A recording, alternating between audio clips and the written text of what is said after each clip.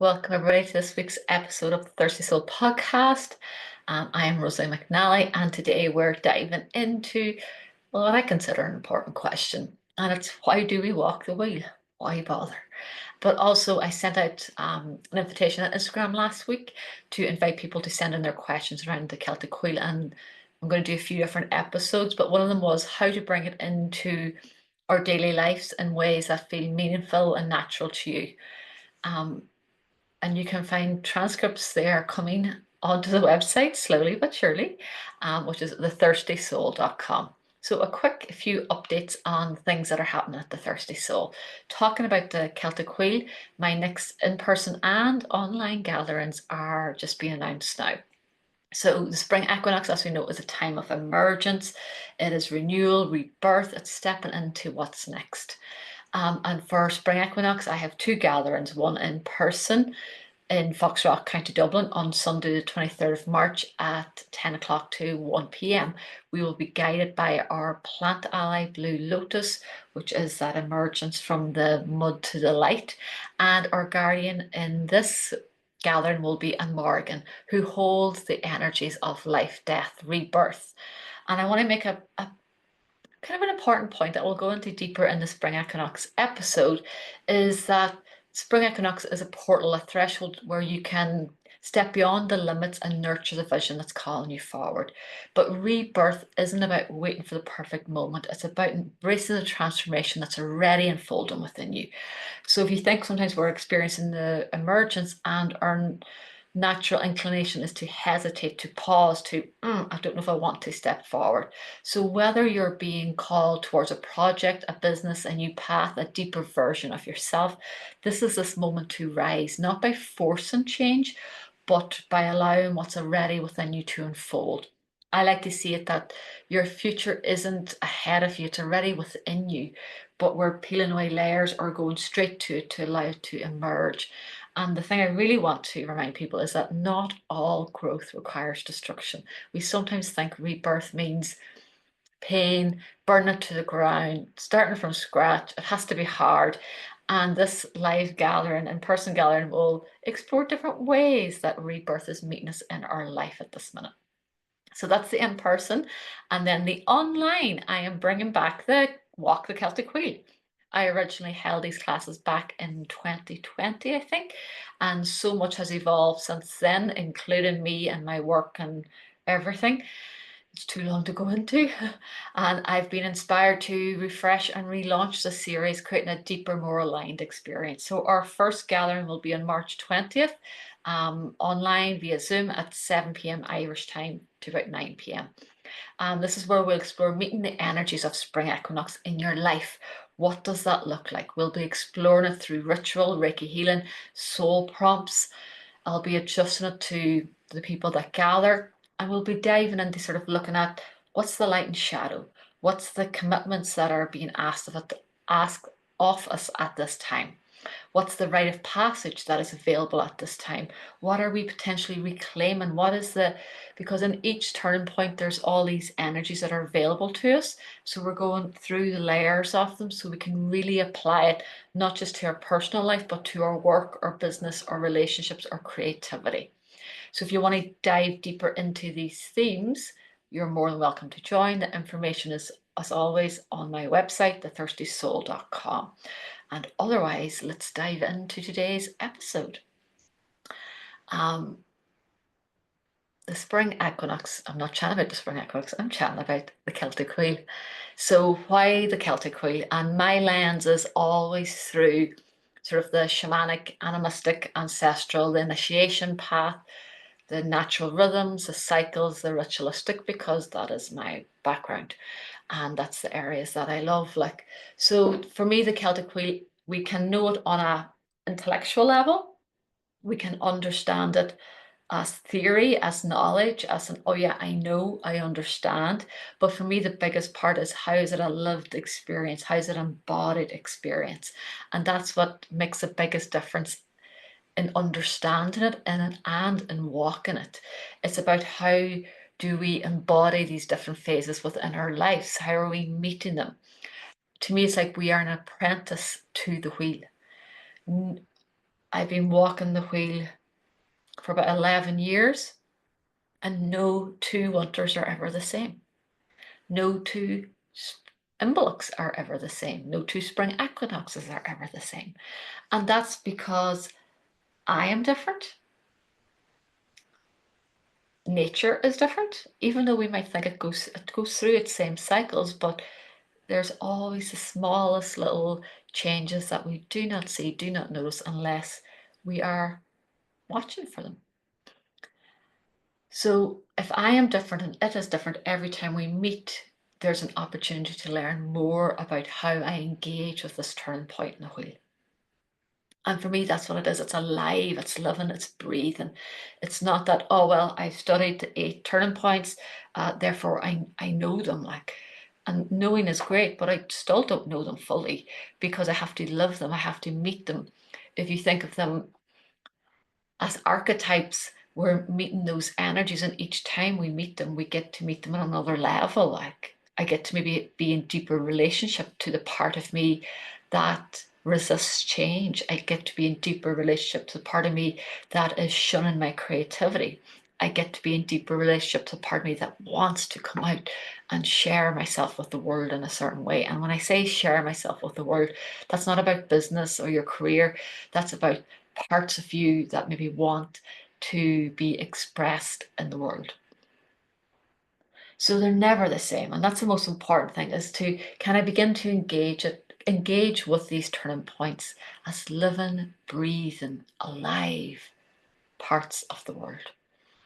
And if we don't know where we stand in the wheel, we don't really know where we stand in life.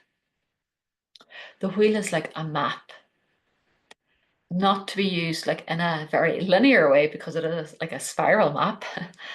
But it's like that, and it's a map that gives me an idea of, oh, this is how cycles move, this is how rhythms move, this is the parts of myself I can meet, this is the light in each part, this is the shadow in each part. This is a creative cycle, this is the growth cycle, this is a soul's evolution cycle. There's layers and layers to it. So when we're standing at any point, it's like, first of all, I like to think that we place ourselves in the center of the wheel. So we know that we are an active participant in our life, and it's not something that we're watching out here then, that I am not actually a part of. It's happening to me, versus I'm in the wheel. And when I stand in the center of the wheel, I can become aware of actually, what energies are most speaking to me at this moment about my life. And we can break it down into, just my life as a whole. What are the core energies that are speaking to me? What season, what of the turning points are really making themselves known? We can also break it down into, our relationships, our finances, our work, our business, our health, our creativity. Even individually, what cycles are they in? So the way I like to look at it is there will be a predominant turning point, if you think, that I will be experiencing in my life that may or may not match what is happening in nature. I'm not trying to align myself to nature.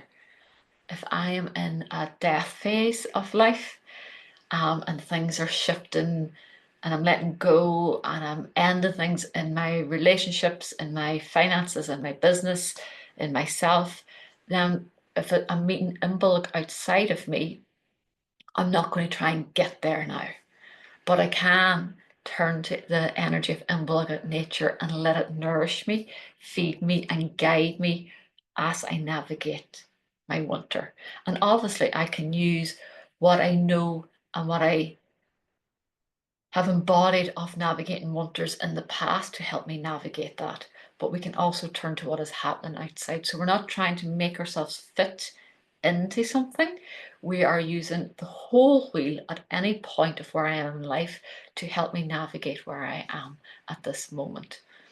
So if I don't know where I am in the wheel, there's a good chance that I am fumbling around in life, walking around without a map in the dark, trying to find the light switch. trying to find the eject button, get me out of here. I don't want to be here. I don't want to be in this place. I want to be in, the summer energy. I want to be growing all day long, every day.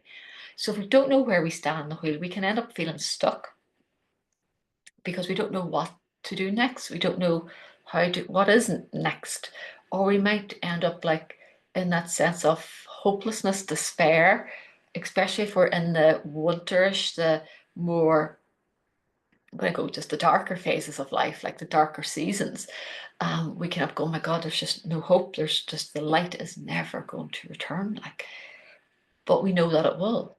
And we know everything is impermanent, but knowing and experiencing it and trusting it and allowing it to unfold are completely different parts of life. So we can end up then also pushing against the natural flow of life. So that's where we are. Yeah, I could be in the gathering phase, sort of the spring phase of, oh, I have ideas, they're coming to me. And we're taught often just run with it, go with it, grab the ball and run up the field with that now and launch it, produce it, bring it to life. But the gathering phase is as important as the bringing it out into the world part. So you could be in a gathering part, but if you don't allow yourself to be there, you can miss a lot of the magic and medicine, or if you're building something, a lot of the foundation, so that when you're bringing it to life, then it doesn't have maybe the stability that it actually needs to do a full cycle, to come to full fruition. Or you might find that if you think because it doesn't have its foundations, that when you then come to certain parts of the wheel where maybe it's growing, evolving, changing, that you have to go back to the foundations because, oh, I skipped all those parts. I was in such a rush to produce this, I skipped this here. So it's teaching us sort of to be mindful of the natural flow and to trust with it too. And we move I move very fast in general. I speak fast, I act fast, I move fast. That's just naturally me, but I have to be mindful of when I get an idea, I just don't throw it out into the world. I've learned to let them digest. Some of them have sat for 4 or 5 years before I bring them out. Even thinking of the Celtic Wheel 2.0, as I'll call it, it's 4 or 5 years. I could have ran that every year, but part of me went not back into incubation. There's more to this, and then letting it reveal itself. If we're not aware of where we're at in the wheel, we can end up sort of, not stuck, but hanging around in one part a lot. I just want to stay in the growth phase. I don't want to let go. Oh, I love beginnings. I love starting things, but my God, I can't actually complete anything. I can't go deep into anything. And we're getting to know when we're walking the wheel how we're meeting each part. We can learn, if we don't know where we're at, we're ignoring our body's cues even. So if you think coming into this time of year now, we're in Imbolc, spring equinox is March 21st. To me, it feels like a lifetime away. My whole system was going, oh my God, I have forgotten what the sun feels like. I spent all of the winter and even all of the summer in Ireland. And as much as I love Ireland, I miss the heat. So my body, I was looking at photographs last week on my phone, and I was like, God, were they taken in Ireland? And they're all of plants, but they're in the summer, and the sun is in the background, the blue sky, and I'm like, that feels like a lifetime away. So my body is not looking for rest; it's craving heat, aliveness. It's craving just that, not momentum as in fast momentum, but as in, the life force rising again. That sort of real spark beginning to grow and ignite within me. But if we don't know where we're at, we might not know what's needed in that minute. So I know this minute I do not need to move fast ahead. But I know that my body is craving heat in different ways, so I can give it to it in different ways. But I also know that I'm not craving rest. I'm not craving to go back to my cave or into the winter phase. So I'm like, oh, can I be here? With that tension of the part is like, yeah, I'm rested. I've loved my winter. Oh, sweet God, please let there be more outer life. For other people, it could be that when we get to sort of around the autumn and winter, that a part of us going, oh, like I'm going to plan it. So I used to do this, oh my God, like 10 years ago. Like, go, yeah, I'm so going to winter differently this year. I am so going to rest. I'm going to have space on my calendar. I am going to just receive life. And I swear to God, life would take off like 100 miles an hour. And I'd be like, why is that happening? Like, and that wasn't really the most appropriate question. It's like, how am I engaging with that? I let it take off and I took off with it. So by January, I used to be like, sweet divine, like I've lost my rest. Like I didn't even get to rest. So sometimes we're ignoring those cues of the body going, and it might not even be rest. It's looking for a wonder. It could be, oh, I just want a space to dream. I just want little moments of pause in my day. We sometimes think like rest has to be, oh, the whole calendar has to be clear. So if we don't know where we're at in the wheel, we're missing those sort of those cues, those ways that are teaching us how to live life, how to be in life with where we're at on the wheel. And then we can also then, if you think force, push, be in frustration, be in impatience, be in misaligned timing, because maybe we're forcing things when we're in creative mode or gathering mode. So we're in essence missing the train, if you think. Like we'll often chat about presence, to be present to what is. And for me, the biggest teaching of the wheel is how can I be here, where I am in this moment, and acknowledge the part of me that maybe is going, oh God, like I want to get moving, I want to get growing something. Or the part of me is going, oh my God, I just want to rest. The parts that are pulling in different directions. Like how can I be with these parts? How can I be here?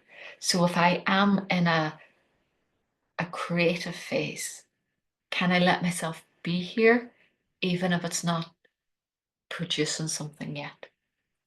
If I am in a clearing out phase, can I let myself be here, even though a part of me might go, oh, forget about the clearing out, just start something new. If I am in a death phase, can I really let myself be here to receive the medicine in it so that I truly can plant or become aware of the seeds that are needing tending as I come out of that phase? If I am in my growth phase, my visibility phase of summer, can I let myself be there without burning myself out or without hiding?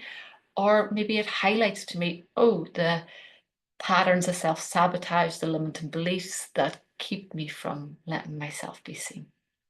And when I say myself, I mean ourselves. um, so when we know where we stand, it means that we have a map that we can follow. As I said, it's not linear because we're in different parts at different times. We can be in different parts throughout the day, even if you think the energy is always fluctuating and changing. So the one thing is to never make it rigid. Let it be alive. Let it teach you. Don't try and impose your knowledge of it on the wheel. Let the wheel teach you. Um, because we can end up missing our own initiations if we're trying to navigate it in a really, this is the way it's meant to be navigated in a spiral but straight line. Do you like, oh well, sure, if I've cleaned out and let go of things, therefore I now should be receiving something. I've been the good girl, I've cleaned out. Give me my little prize.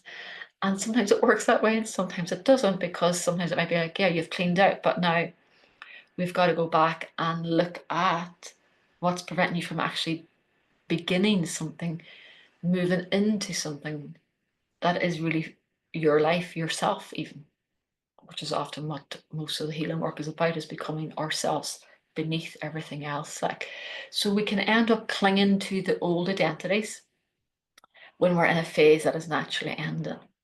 We can end up feeling adrift. We can end up waiting for clarity. I'm not going to do anything until I'm really, really 100% sure. We can end up not recognizing maybe that we're in the void and that part is necessary for the rebirth, we can end up resisting that ebb and flow of our own spiritual and emotional seasons, because we expect that we should feel the same all year round. It depends on how we've been taught to feel our emotions, been taught to experience different parts of life by our family, by society, by our cultures. So it's so deeply layered and entwined in us. Like, we're not taught to die. We're not taught how to meet endings. We're not taught how to meet beginnings. We're not taught how to navigate the space in between.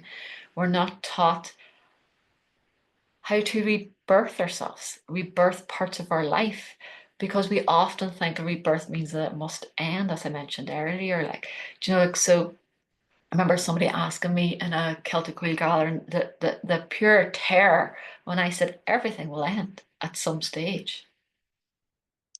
Everything will die at some stage. And the pure terror of I'll have to let go of something. And I was like, not always. Because in every death there is a beginning, but it doesn't mean it's a brand new beginning. It can be what I like to call sort of the revival, the regeneration. So if you're with somebody long term in your work or even in a partnership, in a relationship, that relationship hopefully will go through the full cycle many times, because otherwise it's stale. It's got to maybe change. If you've evolved, if you've left your job and your partner now becomes the main earner, there has to be conversations around, oh, okay, this has changed. I need to rely on you more. Oh, I'm not comfortable with that. We're going to evolve in our relationship with each other. So there's always this evolving. But sometimes we often get trapped in sort of the autumn equinox up to winter solstice, where we think it's a full stop end, and it's not that. It's the spiral. I go deeper and deeper and deeper and deeper into myself, into my life, into all parts of life. So why do we walk the wheel? Why bother? And to me, as I said, it's because I look at it through this lens of the sort of animistic and shamanic and rites of passage. It's like, to remember, for me, it's always going to be engaged with the natural world. So it's to remember that we are nature. And when we say that there, people often come for shamanic healings. And I've yet to hear a person say that when they go for a walk and come back that they feel worse. But I also notice there is a disconnect. So nature is still an it. It is something I visit. It is something I will get something from. Whereas from an animistic, shamanic perspective, nature, I'm looking at my window as I chat here, nature is alive. We are in relationship with it. We are nature. The wheel is helping us to connect to also, just as nature has its natural rhythms, our natural rhythms. And most of us have adjusted to everybody else's rhythms. But what is your natural rhythm? And it will change and grow and evolve. My natural rhythm now is very different to what it was 5 years ago. I didn't have an off switch. I didn't have a pause switch. I did, but they weren't very long. So the way I move through my day is very different as well. So even just considering for yourself or tracking what is my perceived natural rhythm, and getting to know, is that really my true natural rhythm? By walking the wheel, we build relationship to the land around us, hopefully. And that can be even if I live in a city centre on a sky building 600 feet in the air, it is still built on land. Everything around me still is full of spirit, full of life. So we learn to, what I just like to call, listen to the world, listen to how it's speaking to me.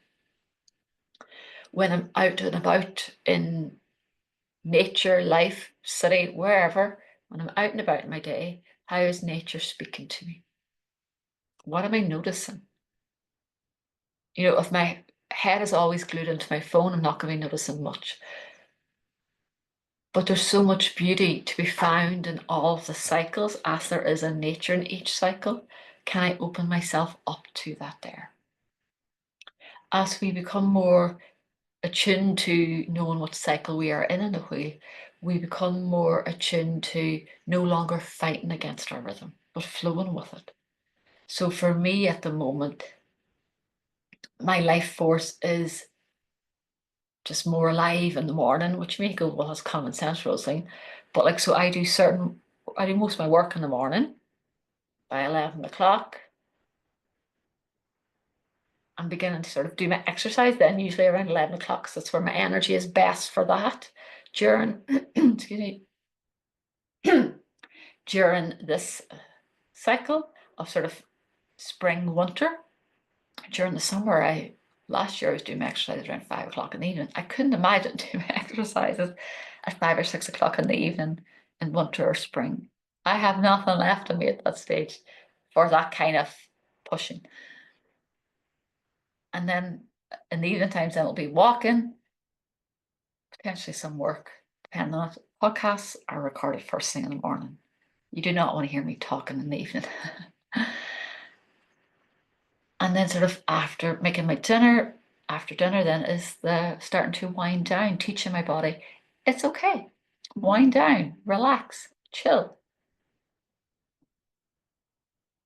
And then it's off to dream time, off to bedtime. And I have little rituals that I do to let go of the day and to enter that space in a very different way. But what is your rhythm? What does that look like? What does it feel like? We walk the wheel because we learn that there's medicine in all parts of it. I have yet to meet anybody who is deeply comfortable with all of the phases. We may know them. I know the phases. I've lived through them consciously many times. I can say I love them. Doesn't mean I always love being in them when I'm in them. But I know I need to be in them at certain times. And sometimes they're short periods, you'll find, and sometimes they're longer periods. So we learn to know there's medicine in all parts rather than maybe judging ourselves for not being where I think I should be, to maybe where we think, well, I'm falling behind because sure, look at everybody else. All my friends are doing X, Y, Z, and well, sure, here I am and I don't have that there. So we think we should be somewhere else, and we're not. The whole point of walking the wheel is I am where I am. Now, I can get stuck there. So we have to look at the nuances too. We have to know ourselves. By knowing ourselves, we know, oh, have I got stuck in the beginning and I actually can't even get it going? Like, is a part of me afraid of bringing this to life? Is a part of me afraid of starting a new job, starting into a new relationship? Is a part of me afraid of starting to look after my health because it means I have to take responsibility for other parts of my life? And I wonder, have I got too comfortable in the darkness? And maybe I'm not, and you might think, how could you get comfortable in the darkness? But you can, because you get used to it. You get used to that pain, that suffering, maybe feeding the victim mode. So it's like we have to know, have I stayed too long in a season as well? Or am I trying to rush through it? It's like sort of Monopoly, collect your 200 and run on through. So there's an intelligence to walking it, to know how am I meeting it, to know myself well enough to catch myself or to allow somebody else to reflect to me that, have you stayed too long here? Have maybe you're not receiving the medicine in this place, you're not seeing it, or you see it, but you're not then taking action with it. How long do we stay in things before we let them go? If I could just change this, then it'll be okay. Oh, well, no, sure, I'll just ignore it, it'll be fine. Do you know, and it takes honesty and courage to walk all parts of the wheel. You know, to show up to life, to show up to ourselves, to show up for our hearts or souls. It takes deep honesty and courage. We'll go, yeah, this business isn't working for me. I need to change it in some way. Doesn't mean I have to burn it to the ground. I need to change it in some way. Oh, this way of, working isn't for me. This way of healing my burnout isn't working for me. And then we can begin to explore, well, what's it inviting from me? What's it asking of me? What does it need in this moment? When we walk the wheel, we learn how to engage with the difficult parts of life. We learn to bring out of the shadow, to bring out of the taboo and chat about them. Even just chatting about something can bring deep healing to it. We learn that we don't need to move so fast maybe all the time. It's okay to pause, take a breath. It's okay to be silent. It's okay not to be seen all of the time if you think of social media. Hopefully we'll learn to listen to our bodies, to our soul, to our growth cycles, and not just growth for growth's sake. Do you like we could look at the wheel and go, just keep planting everything like and keep it growing. But the most important parts are, for me anyway, are noticing what actually really needs to be planted. And is that really mine to be planting, or is it somebody else's that wants me planting it? What really needs to be removed to allow growth to happen? What really needs to be added to allow growth to happen? If you think of soil, if everything's released from it, it loses all its nutrients. So therefore, things have to be added to it. And it's the same with us. Sometimes we can get obsessed with releasing things that we forget, bring back, what do I need? What can I add instead of just keep subtracting? That's like shamanic healing. It's like there's extraction, releasing energies that are not conducive to it, but then there is soul retrieval, bringing back energy that is mine, that is needed for this moment in my growth. Imagine if walking the wheel could, and that does, help you navigate life changes with clarity, trust, and a deep sense of support instead of resisting change or feeling stuck.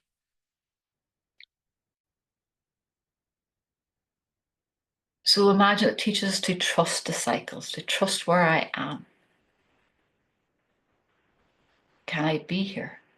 Can I receive from this place? What is this place trying to inform me of? And we will go through the cycles, if you think, and simplified ways of looking at it would be navigating certain life transitions. The one that is often put under is maiden, mother, maga, crone. It teaches us how to move through them. What's being initiated in that moment. Even midlife can be a full spiral on it. Do you like what has been invited in that space? Because midlife is going to go, whoa, whoa, whoa, whoa. I love what you've done to date, but that actually isn't you. Or we've noticed that you're still like being the savior there. You're still being the little people pleaser. We're going to have to adjust those. There's a death, the ego initiations we go through, the soul initiations we go through. And we have, in essence, lost a lot of the initiation culture. It's not there for us to be witnessed and honored in a way that we can receive deeply from it. If you even think of the maiden transition, like it's become a lot more popular now, or even if you think, so the maiden one, it's meant to be not that shame of, oh God, what is going on with my body? Oh my God, my first bleed, hide everything. Let's not talk about this here. Let's just pretend it doesn't happen. It's meant to be a celebration of stepping into another phase of, yes, the innocence has changed, but it can be brought forward in a different way. It teaches us how to get to know our bodies in a completely different way, to really be able to listen to it. And it teaches us, if you think, the creative cycle about bringing things to life. And then if you apply that, we've lost that initiation culture. So even into midlife, like, if we've lost that part of the initiation into midlife, we will still be initiated, but we'll go, what the bloody hell is going on here? Why is this happening to me? Why do I feel like like the stereotype, which doesn't happen as much as, but just why do I feel like I need to pack the bags and just run off to a hill somewhere, run off to a little cottage and hide from the world? Why do I feel like I need to, burn it all to the ground? And we're learning where we're at in those phases and how to work with it. But we're also in each of those learning to reclaim parts of ourselves in each turning point that we've been taught to suppress or that feels too much. There's something to be reclaimed in each turning point. And if you wanted to apply sort of the 8 points of the wheel to life and that aspect of initiation, it's like we have the early childhood, the late childhood, the early adulthood, the late adulthood. I forgot adolescence, sorry. So early childhood, late childhood, early adolescence, late adolescence, early adulthood, late adulthood, early elderhood, late elderhood. That's a mouthful. But just because I go through them in my life does not mean that I've been initiated into them, does not mean that I'm actually mature in either. I'm grown in wisdom or evolving. As I think it's Stephen and Jenkinson, I think might be his name. Not all older people are elders. Elders usually have been initiated by life, initiated by culture or themselves or whatever it might be.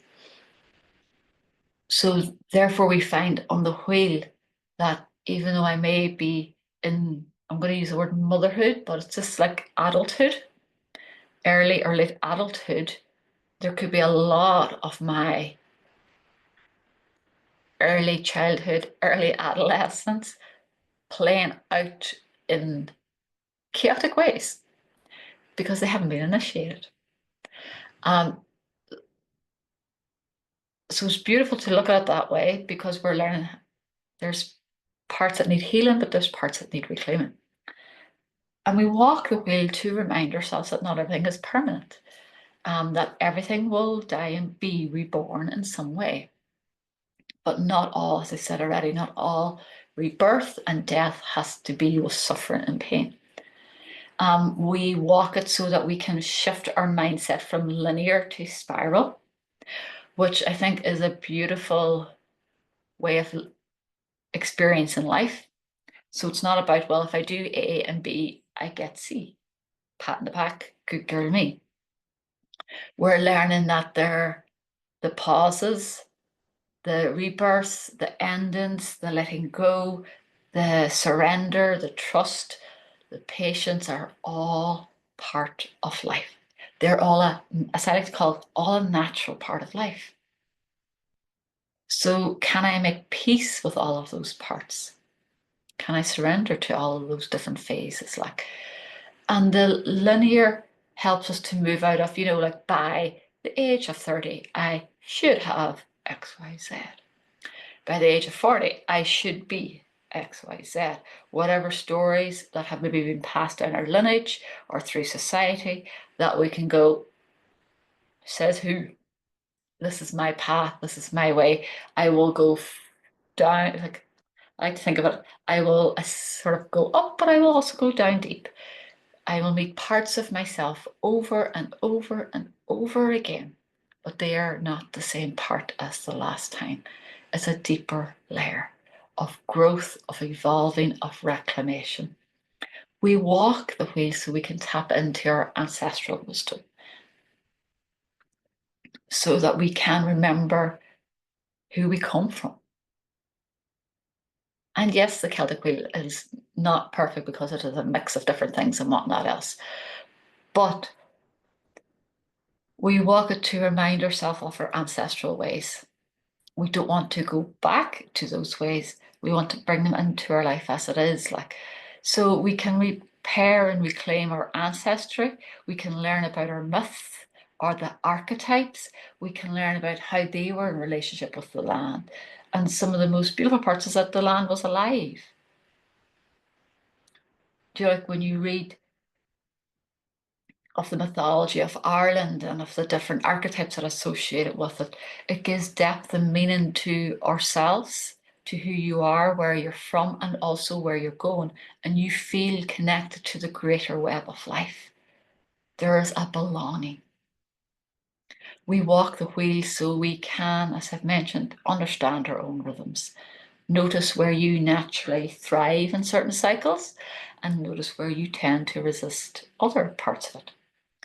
And knowing that the walk in the wheel can support you to move forward with confidence instead of fear. I can meet all parts in the wheel. Now, I might get stuck in them. I might not navigate them in the most beautiful way, but I'll learn each time. And that's the most important thing. And it's a way of exploring our inner world. So I can explore the outer and the inner. And the outer reflects my inner as well.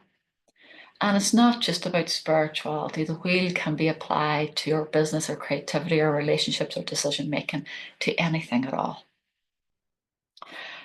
So, how to bring it in sort of to your day-to-day life? How to work with it on a basis where you can weave things. The person said how to step over the threshold of each in a sacred way to honor it and weave it in its energy into your daily life. So you could grab a piece of paper or just type it into your phone. What phase do you feel you're in? Are you in the purification, the creating space, the clearing, the beginnings, the gathering of Imbolc? Are you in the emergence, the gentle bringing forth of spring equinox? Are you in the beginning to bloom, the creativity, the wildness, the life force truly rising, the celebration of Bealtaine? Are you in the fullness of summer, shining bright? Life is full, expansive. Growth is just happening. Are you in Lunasa, the gathering, the reaping of your harvest, the I'm receiving from everything I've been doing? Or even like you think of therapy, my God, I've been doing my therapy and now, my God, I'm actually seeing changes in my life. It feels so good. I'm reaping the rewards of it. Do you know, like, and it can be the tangible things, like, oh, I've created this business. Oh, I've written my thesis and now here it is in my hands. Oh my God, like, and now I get to go into the next part of it. Is it you're in an autumn equinox where it's now time to begin to look at life and things are changing? Oh, I can hear the breeze of change coming and it's inviting me to begin to let go, to lay things down in the earth. It's asking me to surrender. Oh God, do I have to? Can we not just begin again? And just noticing, are you there? Or are you in a time where it's the call to end things, complete things? Well, that's autumn equinox, the completions, but to end things, the death, to align more to your lineage, your ancestral ways. Is the kayak whispering in your ear? This must end. It's time to come full cycle. Because often the Samhain is seen as the new beginning, the Celtic New Year. Or is it the winter solstice, where it's a dreaming? You're envisioning, you're dreaming, you're pondering, you're wondering. You might be wandering. You're resting, a space of receiving. So are things ending? Are they beginning? Are they gathering momentum? Where do you feel you are? And to take it another layer deeper, you could go in each part of life. Where are you? So say take relationships. You could break it into your sort of deeper one-to-one relationships or friendships as a whole, or even community. But where are your relationships? What phase are they in? Where are your finances? What phase are they in? And they could be in a growth phase for a long time. Like we can be in a growth phase for years, but somewhere there will be an autumn phase. Where are you at in your business or your work? If you're doing something for 5, 10 years, you're no longer in the beginning, but you might within your work have a beginning at the same time. Where are you at in your health? If you think of maybe you're exploring new ways of exercising, of feeding yourself, of nourishing yourself. So it's a beginning.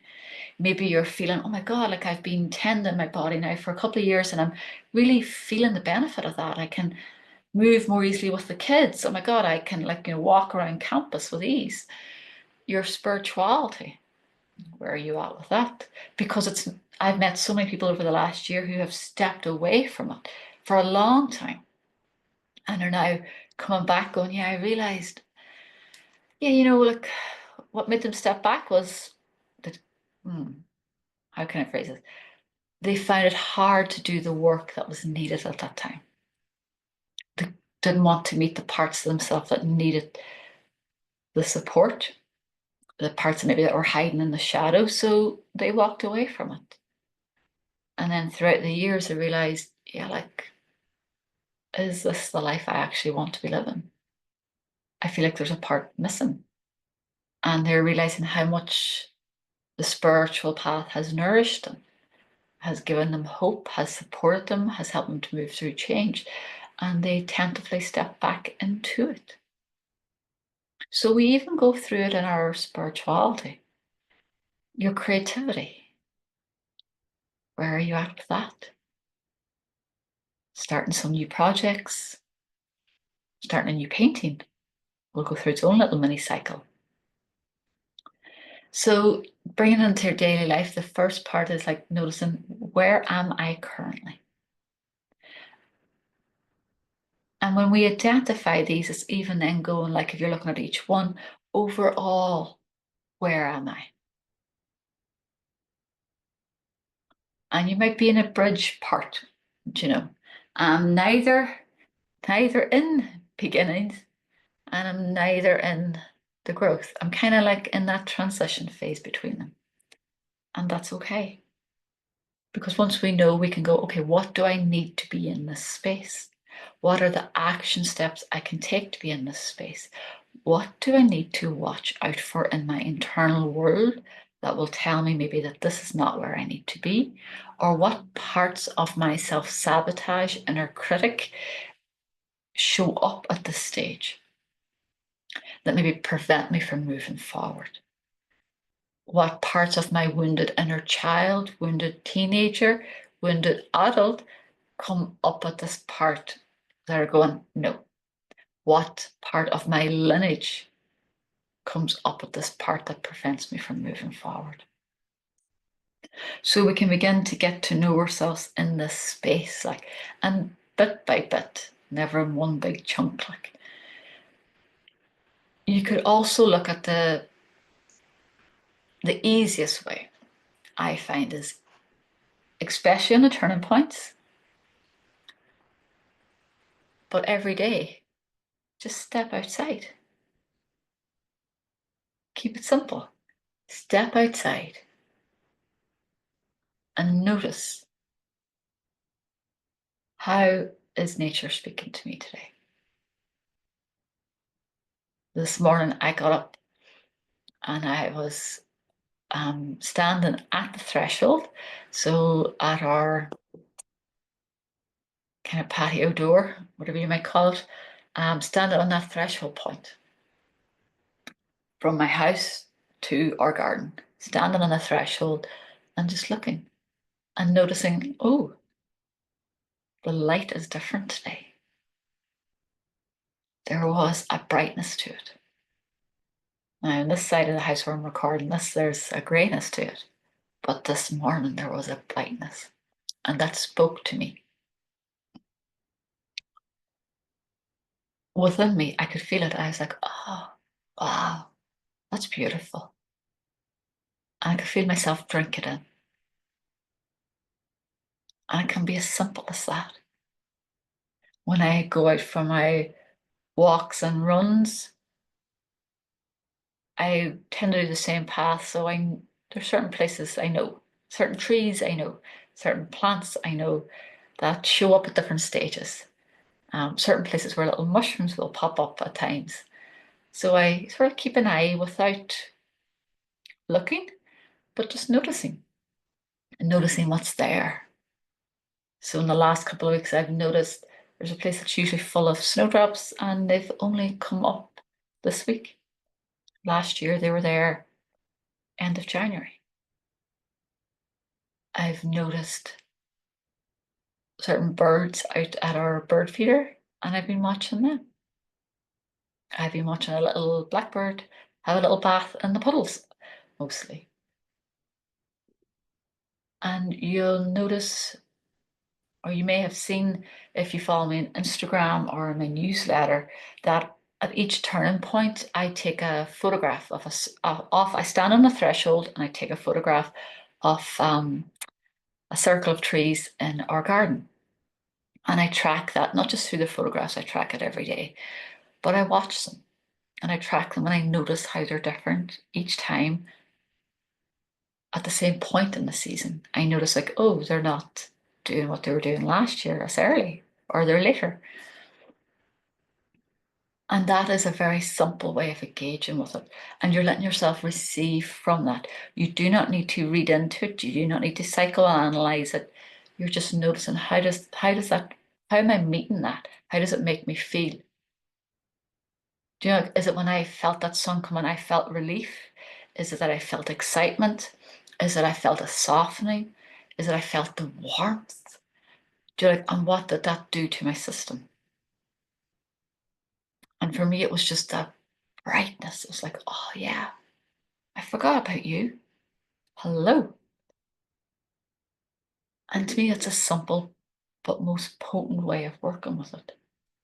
Noticing what little animals make themselves known at certain stages on the wheel is another one of my favorite ones. And then sort of a longer but still daily one is that if you take it rather than 8 points, but sort of each of the directions, north, south, east, west, is associated with an element and a part of our aspect. So Sion, winter, is associated with earth and associated with our body. So it could be that during that period I decide to really tend to my body, which if you think makes sense because, and everybody's medicine wheel is different, but mine's a Sion, winter, earth, and body. So at winter our body is going, please, my God, just rest. Feed me, nourish me, tend to me. Let me shed. In Bealtaine, it's air, the mind. How is my mind? What is going on in there? Is it a peaceful place to be? Is it going, no, you can't begin anything? No, no, no, that's scary. Just stay where you are. No, let's just think about this. Let's just keep you clogged up so there's no clarity on how to move forward. But also even think of that transition from earth to air, very different elements to move from. So we can often find that transition point a little bit clunky. So I know I have to be extra tender with myself on the transition from sort of winter to spring and from summer to autumn equinox, because they are the two parts that I just find clunkier. How that transition part through them. But the mind, how is it? The communication, but the clarity of mind. Bealtaine, summer solstice, the fire, the spirit. How can I feel my spirit those times, my soul? Really listen to it.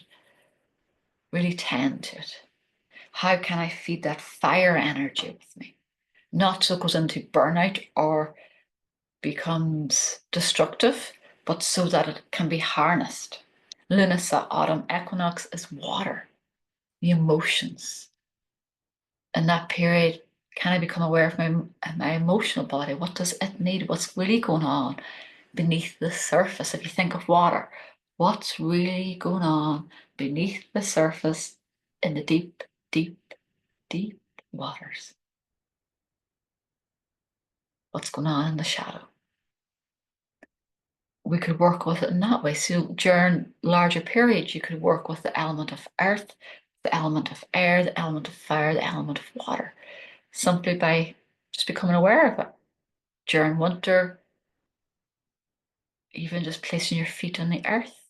Or I always love that part where I think I've done meditation where just lying, being held by the earth. The air, just becoming aware of my own breath. Allowing myself to breathe life into me and exhale old life. The fire. It could be sitting with fire, lighting a fire, having a little candle, or feeling the fire within yourself. The water, life force. Can I drink it? But really noticing the water move through me. Maybe I go and lay in water, swim in water, dip my feet in water. So I can begin to converse or just be and see how I meet each of those elements. And even if you think during the day, there is the full cycle in the day. So morning, say sunrise, midday, sunset. Now, I'm not going to say midnight, but nighttime. Those 4 points could become a little way of bringing the wheel in a different way. I'm not going to do 8 points, but you could do 8, but say even 4. So it could be the easy one is just go out to when I say sun, the sun may not be in the sky, but it is there. So at each of those 4 points, go out to the sun, to the sky. Draw down the sun, that first sunrise of the light beginning to grow. Draw it down in midday into your body and notice how is it different, that in its fullness. Look at the sunset and receive that, and how does that speak to me? Stand out under the dark sky. Do I notice the stars? How does that speak to me? When people come here for sessions out in my home in Meath, the first things they'll often say is how quiet it is. Oh my God, I can hear the birds singing, is what they'll say. Or God, this is beautiful. This is just so peaceful. Or even their drive to me.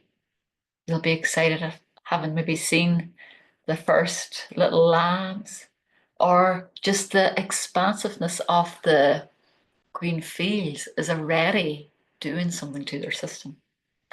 Or if they're here at nighttime when it's dark, I've yet to hear somebody not notice the stars because the sky is just clearer out here. And that's a simple way of each of those 4 points during the day, just to pause for a second and go out and draw it down, draw it in that energy, or just notice, how does that make me feel?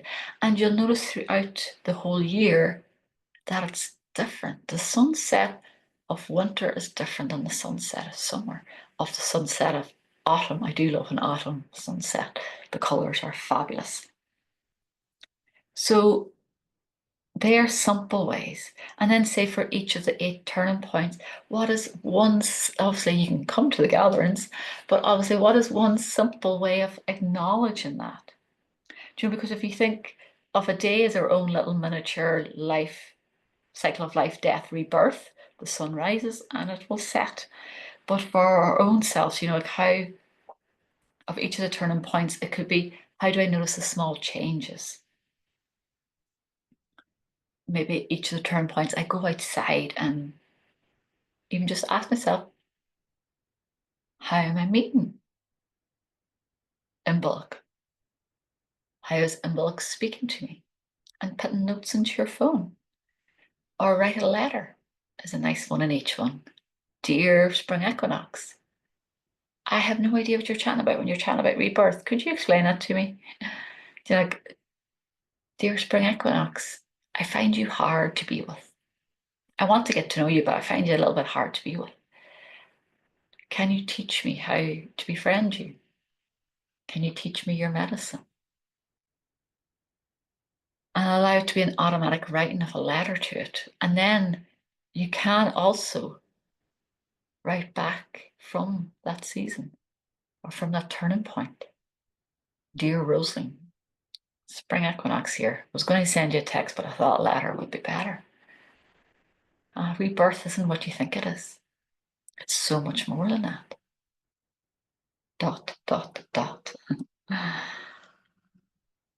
But each of the turning points then can be acknowledged in smaller ways. So say for embolic, it could be,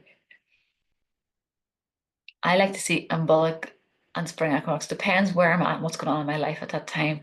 This year, embolic was more that sort of clearing space. So it could be that you just clean a cupboard. It could be that you decide to move things around in your house. Something small is acknowledging it. It could be putting snowdrops on your table, welcoming that energy and that innocence, that light, that brightness. It could be that in spring equinox, it could be you're putting seeds into your actual garden. Oh, that's actually a lovely one to do. If you are a gardener of green fingers, work with the wheel throughout your whole gardening cycle, which you do anyway naturally, but you can bring consciousness to it. But it could be you go, I'm going to plant these seeds, maybe out in the wild. If I don't have a garden, don't have flower pots, or have a belief that I'm not green fingered. Or it could be I just have some seeds around the house that I hold and connect with and think about my internal seeds that I'm growing. So one little thing from each turning point that speaks to you. So say embolic could be cleaning space, or could be lighting a little fire of purification. Spring equinox could be planting little seeds. Or the other one I like is eggs. I love gathering eggshells that I find out in nature, and I have a little collection of them, and I bring them out. They're always out, but I specifically bring them out at spring equinox to remind me of the excitement I always feel when I find them. That excitement of, oh my God, life is coming out again. Something is being born or reborn. Of where I went now, spring equinox, Bealtaine. It could be, you bring fresh flowers into the house or just things from nature into the house that speak to that there. It could be that, oh, you decide just to go outside and spin around. Like what does wildness mean to you in Bealtaine? Like, what does it mean to be full of pleasure, passion, desire? Is that tending the physical body maybe in a way with little massages, something you can do daily, or you could just do in that turning point? I have an image of, if you always wear your hair tied back, that you go, bugger it, take it out and let it go wild. For summer solstice, is it that I just have a big piece of yellow card sun in my room somewhere so I can look at it? Is it that I bring the color yellow into my clothes, maybe just for myself, or wear a scarf to bring in that energy? Is it that at autumn equinox I bring in some leaves and place them around and I put somewhere where I can see them? Is it I do a little fire ceremony to release? Simon, I take out the memorial cards of those who have passed. I take out my family, my God, my brain, my family tree. My family tree, and I will work with that there. So for me, it's ancestral time. Winter solstice, lights out. We use red lights anyway, but everything just goes darker earlier in our house. And candles are lit. Rest is really rejuvenated. And the one thing I always remember is space, space, space, space, Rosie, because that's what I crave at that time of year. So for you, it's like in that space of those 8 points, what can be one little thing that is easy to do that can remind you of the energy that is there? Each day, just checking in. Okay, how is outside speaking to me? And as I'm chatting here now, I'm beginning to wrap up. The light is shining differently in this side of the house. It's a beautiful beam of light coming in. Because each turning point has its invitation, lesson, energy. So where are you in the wheel? You personally, what is happening in nature right now? And how can you be here, exactly where you are? And I think we will wrap it up there. If you have more questions, head over to my Instagram page at The Thirsty Soul and send them on to me, or put them in the comments section, or email me at info@thethirstysoul.com. And to remember that the wheel is not meant to be rigid. It is not meant to keep you in line. It is ever flowing and spiraling. And let yourself get to know what it means for you. And if you'd like to explore it, the galleons will be on the website. Keep a wee eye on them. And if you're in the newsletter, they will be announced shortly. So many blessings to you. May you continue to walk the wheel. And if you've never walked it before, hop on in. It's a beautiful place to be. I look forward to chatting to you again very soon. Take care.